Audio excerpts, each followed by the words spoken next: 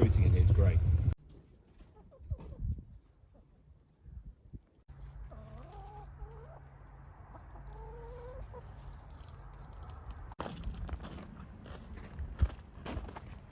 Two weeks to get to the other end. Oh my god, it's fantastic.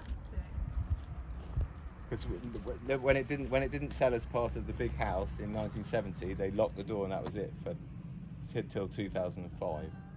It's really happy here, almost like too happy. Very happy not to be growing on chalk, in terms of from a nutrient point of view, where you're always up against those issues. I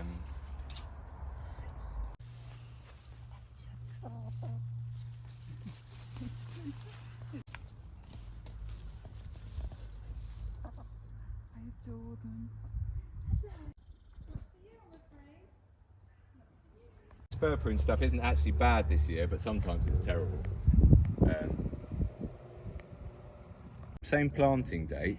These things look like trees. Yeah, more robust. Look at these Riesling vines. Yeah, I mean, that's a 14-year-old Riesling vine. So they have more natural vigour control, do they? Or Yeah, just the leaves? so for years I thought I was wasting my time, Jamie, because they would hardly make the wire and wouldn't do anything. Yeah. Now, if you look at them, will I have to top these? Probably not.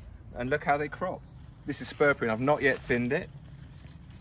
2 bunches on every shoot, sometimes 3. Fantastic. It sets a brilliant crop. Yes, I pick. It's already setting nicely. Yes, I pick them in the first week of November normally. But what's the problem? Just again, a bit like the same. Lucky view. Are you planting more apple trees here? Yes. So yeah, come and have a look. You can see. Oh, look at my hands. And one does Belle de Boscop. So I got some Belle de Boscop trees. Nice move. Meters between every tree. So, and those trees were planted somewhere between 1863 and 1890. So I've got a map in 1860 and they're not on it in the 80s.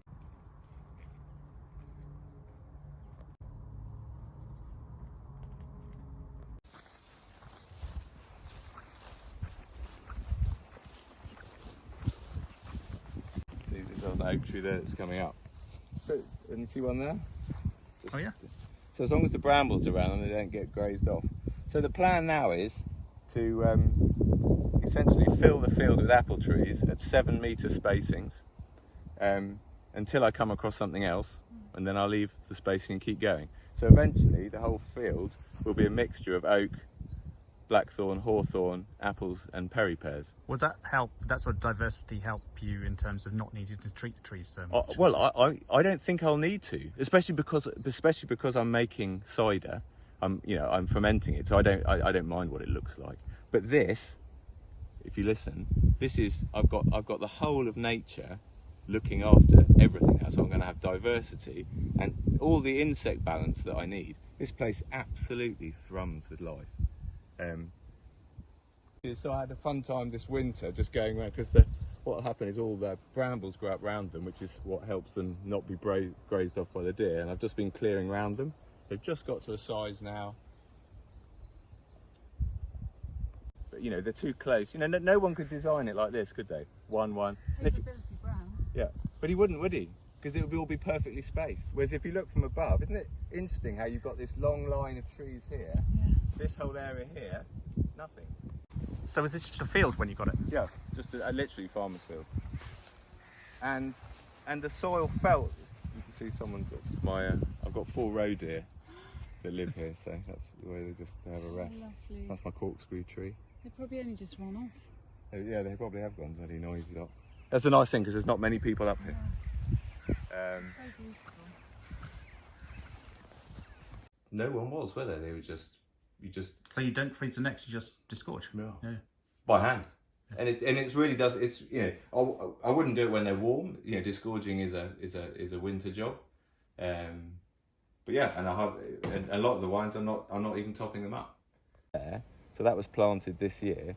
Left to its own devices, that'll live for 75 years, between 70 and 75 years, and die. If you cut it off at the base, and I mean right at the base with coppicing, every 10 to 15 years, that tree will live 750 years. So these hazels here are 350 years old. Amazing.